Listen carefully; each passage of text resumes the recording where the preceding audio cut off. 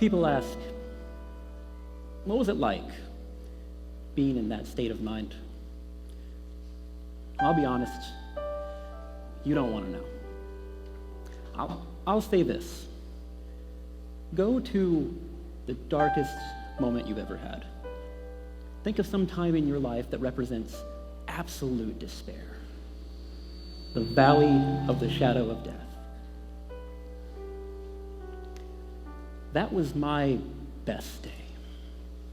Now, add the screaming voice of your accuser, shouting every lie you've ever heard or thought about yourself, screaming every fear you've ever had, each and every second. It was like a wind howling, unleashed in my body. The kind of wind that overturns boats in the middle of the night. A wind so cold and so loud, you just have to shout just to hear your own voice. So loud that you beg for it to stop, but no one else hears. And you're willing to do anything to make it stop. So you can just think. So your mind, so your body, for once, can just finally rest. For a lot of people, the Christmas story begins at the manger, and their first glimpse of Jesus is a sweet little baby. The first time I encountered Jesus, he terrified me. He wasn't a sweet little babe wrapped in swaddling clothes. He was a grown man with eyes that blazed like fire, wrapped in the power of God. I actually screamed out his name. I mean, it was my voice, but I wasn't the one speaking. You see, it's not something many people are comfortable talking about, but the first encounter I had with Jesus, he cast an evil spirit out of me. Not just one, but many. It'd been years, not having a sound mind. I couldn't remember my own name, couldn't think my own coherent thoughts. It was like I was trapped in my own body, buried somewhere in there. And then those winds would rage, like a storm that could knock over trees or houses. I was like a hurricane of anger in my community. It causes me great shame to say it, but I was so dangerous that my family had to lock me up in chains. Can you think about that?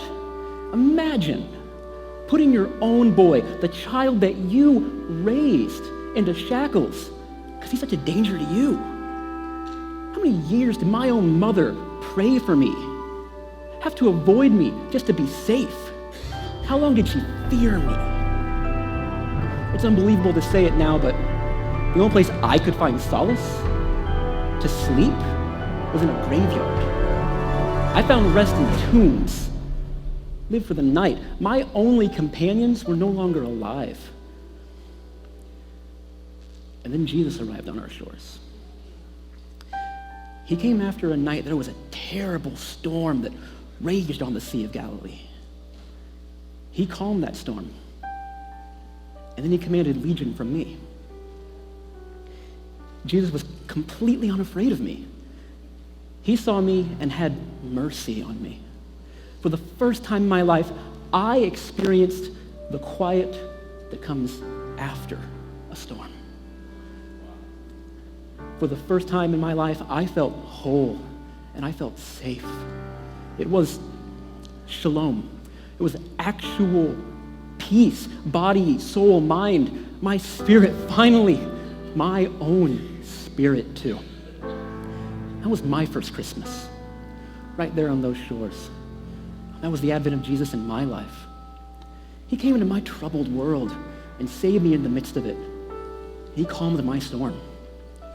I was naked, literally naked, and he wrapped me in clothes like he would a newborn.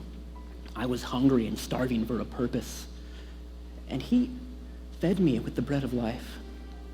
I was shrouded in fear and darkness, and Jesus shone the light of truth that casts out all fears. Now, my friends, if you imagined how great my darkness, can you not imagine how bright and sweet that new light? How purifying, how holy, how so very real. And in that instant, everything changed. I longed to stay in that moment with him, right there forever. If you read the story in Luke's account, you'll see that I begged, and I really did beg Jesus to stay with him. But on my first Christmas, Jesus sent me home. He told me to go and share my story and to tell the good news, to share with everyone the good things that he had done for me. I love telling my story at Christmas because at Christmas, we stop to remember the advent of the Savior of the world who came to bring us peace. The world needs this transformative peace of God. Now, my story is extreme. You may need the peace of Christ to rule in your body today, just like me, though. To command and calm your inner world, the storm inside of you. Like me, you need the peace of Christ to quiet your mind, restore your soul, and transform your circumstances. Jesus came into the world to calm the raging storm and to give you peace. So let peace of God clothe and cover you today.